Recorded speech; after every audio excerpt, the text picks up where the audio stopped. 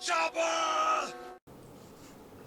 We're on, man. We're on. Oh, sorry, mate. Just have a little bit of some clips from the weekend's game. Of course he is, yes. Hello, joining me is the assistant coach of the Mendy Blackhawks, the man that does more scouting, studying and reviewing of footage. I don't know anyone else who does more than that, mate. Thanks for coming on. We'll try and keep it brief. I know you've got plenty to get to. No worries, Fergo. Pleasure. Big fan of the show, mate.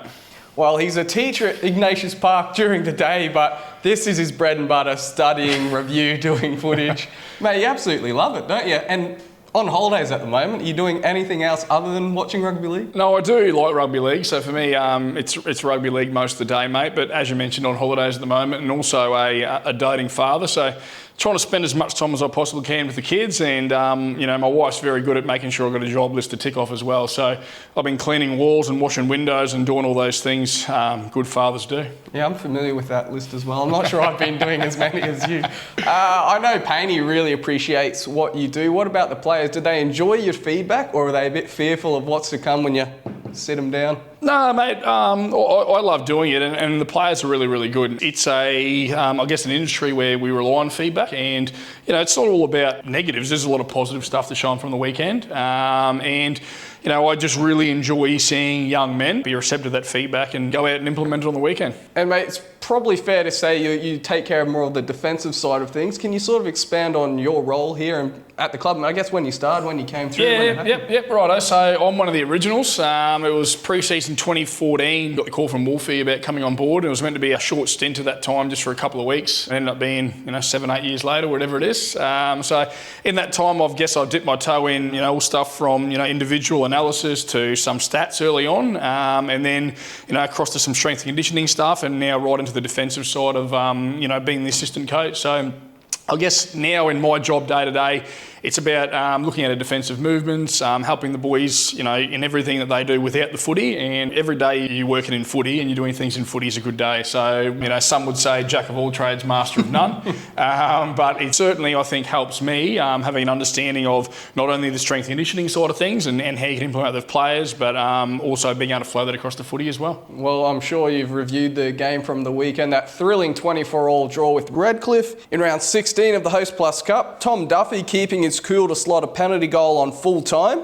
You could say more of a moment of madness from Jack Jajewski at the very start of the game, which saw him sent off. Definitely hurt us, but the team did extremely well to overcome that sort of shaky beginning. Yeah, absolutely, mate. I mean, the first set of the game, we kind of rolled upfield, and, from that, for the best part of 79 minutes, we ended up playing with 12 men and went down 12-0 early, and, 12-0, 12 men. There were plenty of opportunities to find excuses out there and start to think this wasn't our day, but I just thought the boys were absolutely outstanding from that point on. The way they stood shoulder to shoulder and did all those little things that, we talk about DNA than what we do as a footy side. I couldn't be prouder of what they did on the weekend. And obviously you had a Cowboys winger in the team that scores tries for fun, and he did just that. He did Kyle Felt things to sort of get us rolling again. Oh, absolutely. That was a big play in the game. We rolled up field and, I could hear Felty. I was on the field at that point in time and hear Felty calling for that play, and it certainly was a big play. And I think it just gave us that little bit of confidence and that little bit of a shot in the arm we needed. I think another special mention I want to make is Sam McIntyre was absolutely outstanding. To play 80 minutes through the middle, I just thought he was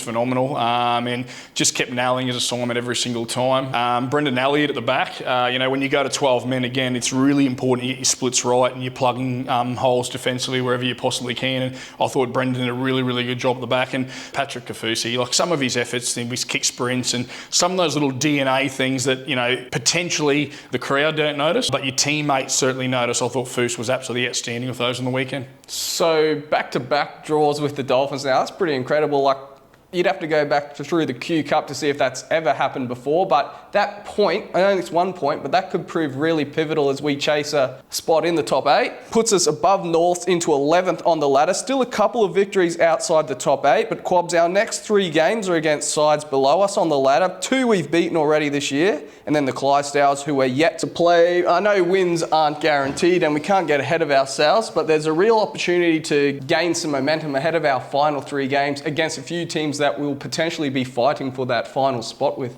Yeah, absolutely. And, I know we're coming to the back end of the season, and we've certainly put ourselves in a position where people are looking around and saying, where do we sit in the ladder? And that's obviously because of our form earlier in the year. But, mate, in saying that, I'm not a big believer in looking at ladders. I'm a big believer in finding consistency week to week and finding consistency within games. And, I thought we took a lot of really big steps forward on the weekend. And if we find consistency in what we do within games and nail all those little moments, generally results and ladders start to look after themselves. Well, we've got Ipswich up next. Only played them a few weeks ago where we came out on top. We can hear from Aaron Payne now on how he thinks we can get the job done again, and we'll also hear from the host's coach.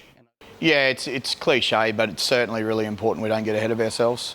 There is a bigger picture that we do need to keep in the back of our minds, but it certainly is a one game at a time approach, and starts this week against Ipswich. Yeah, we're definitely well conditioned to do enough tackling. But again, it's come back to completions. It has been all year for us. We've just got to limit those errors and penalties that give us that extra defence we have to do. If we complete our sets, we give ourselves a good chance of competing.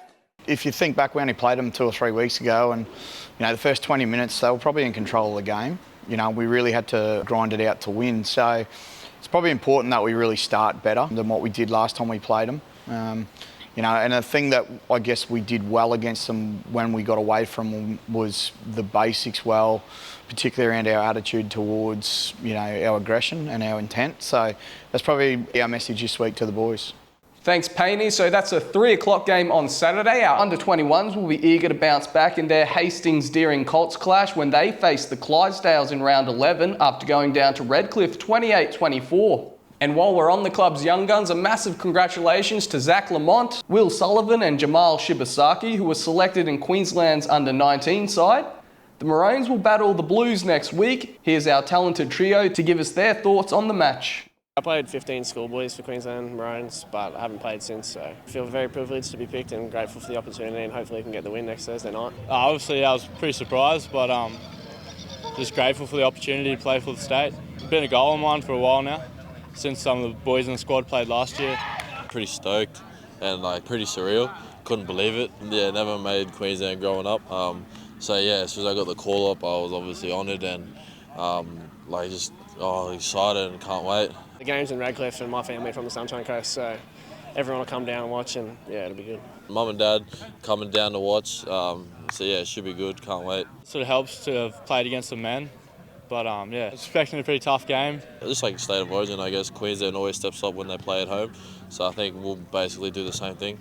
Thanks, gents, and good luck. You can catch that game on KO next Thursday night. Now, Quabs, I know you've been keeping an eye on some of our fringe players pushing their case for a Q Cup call-up in the local league. The likes of Harry McQueen, Jack Johnson have done it this year. Yep, absolutely. Thoughts on the local league? It's a strong comp. Oh, absolutely, mate. It's a strong comp. I'm from Ingham, born and bred, so I'm always keeping an eye close on the Herbert River Crushers and following their progress very, very well. And look, it's a tough competition. I know there was a bye last weekend due to the show and had a little bit of a break, and the teams roll out again on Friday night with a bit of a blockbuster there. Brothers and South Friday night be a good way to get the round rolling. And it really is a strong comp and a good opportunity for our boys who aren't playing Host Plus Cup to go back and put their best foot forward and do everything they can for selection. Well, he's definitely stolen my thunder there, because I was going to mention that blockbuster on Friday night. That's going to be a huge game. The 3 remaining games are all on Saturday evening.